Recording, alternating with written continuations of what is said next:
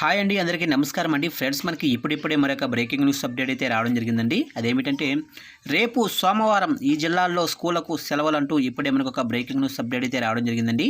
అయితే ఇందుకు సంబంధించిన పూర్తి వివరాలు అయితే మన వీడియోలో తెలుసుకుందామండి. అంటే రేపు సోమవారం ఏ జిల్లాల్లో స్కూళ్ళకు సెలవు ఇచ్చారు ఏంటి అనేది క్లారిటీగా తెలుసుకుందామండి.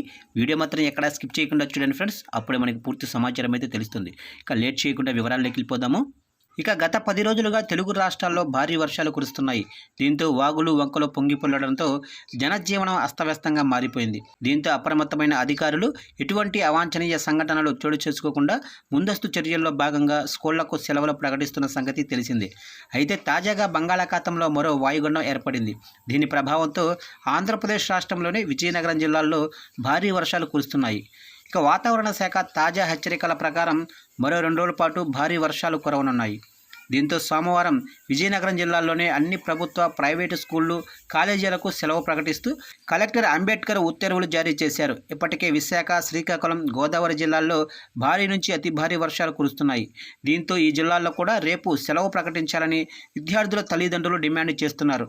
మరి ప్రభుత్వం ఎటువంటి నిర్ణయం తీసుకుంటుందో చూడాలి.